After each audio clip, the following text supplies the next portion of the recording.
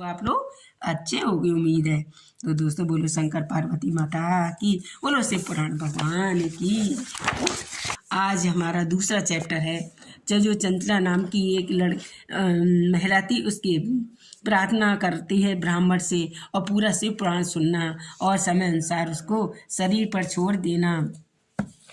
शिवलोक में चंचला पार्वती नाम की एक शिवलोक में पार्वती जी की सखी एवं सुखी होना है कि सारांश बताया गया है कि ब्राह्मण बोले नारी कि मैं सौभाग्य की बात है कि भगवान शंकर की कृपा से शिव पुराण की एक वैराग्य कथा को सुनकर मैं तुम्हें समय पर चेत गया हूँ। ब्राह्मण की पत्नी, तुम डरो मत, भगवान शिव की शरण में जाओ। शिव की कृपा से सारा पाप तत्काल नष्ट हो जाता है। मैं तुमसे भगवान शिव की कार्तिक की कथा उस परम वस्तु का वर्णन करूंगा जिससे तुम्हें सदा सुख देने वाली है और उत्तम गति प्राप्त होती है। शिव की उत्तम कथा सुनने से ही तुम्हारी बुद्धि इस तरह से पश्चाताप में ही उद्युत हो गई है, साथ ही तुम्हारे मन में विषयों के प्रति वैराग हो गया है। तत्पश्चात और पापियों के लिए सबसे बड़ा प्रायश्चित यही है कि सत्पुरुषों में सबके लिए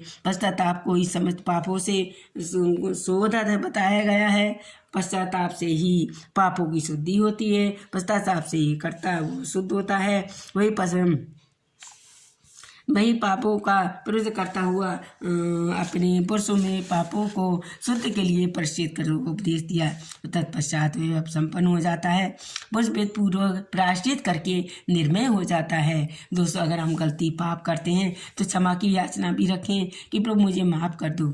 शंकर भगवान से मांगे और कुकर्म करते हैं, पश्चाताप नहीं करता है, उसे प्राय उत्तम गति प्राप्त नहीं होती है, परंतु जिसे वो कृतनग्न हार्दिक पश्चाताप होता हुआ अवश्य उत्तम गति का भागी होता है, जिसमें संशय नहीं है। वैसे पुराण की कथा सुनने से जैसे चित्त शुद्धि होती है वैसे दूसरे उपायों से भी नहीं होती है। जैसे दर्पण साफ करने से निर्मल हो जाता है, उसी प्रकार से पुराण की कथा सुनने से चित्त अत्यंत शुद्ध हो जाता है। दोस्तों इसमें संशय कोई नहीं है और मनुष्य में जो शुद्ध चित्त जगदम्बा पार्वती के माता शिव विराजमान रहते हैं, उन्हें ही हम विश्वात्मा की पुरुष सामान्य शुद्धि उनके प्रत करें, उनके पद को प्राप्त करें। इस उत्तम कथा का श्रवण समस्त मनुष्यों के लिए कल्याणकारी है तथा यथोचित मार्ग में उसकी आराधना अथवा सेवा करनी चाहिए। बंधन रूपी रोग का नाश करने वाली भगवान शिव की कथा सुनकर फिर उसे हृदय को उसका मनन और निक आसन पर करना चाहिए। इससे पूर्णतः शुद्ध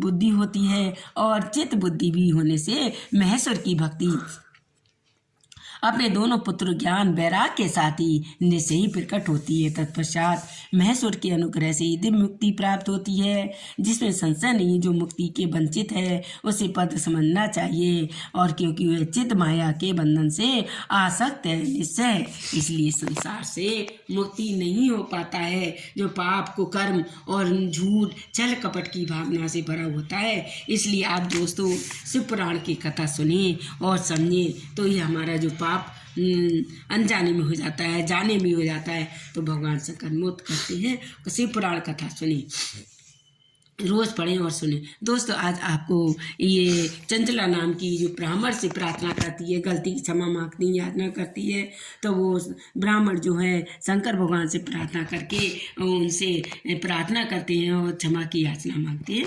तो दोस्तों यही आपको शिव पुराण की चंचला नामक की कथा सुनाई है और आगे की कथा कल आपको बताएंगे। और दोस्तों अगर अच्छी लगे तो कमेंट करना, बुरी लगी तो भी कमेंट करना। आगे की कथा आपको हम अच्छी और सरलतापूर्वक बोलो शंकर पार्वती।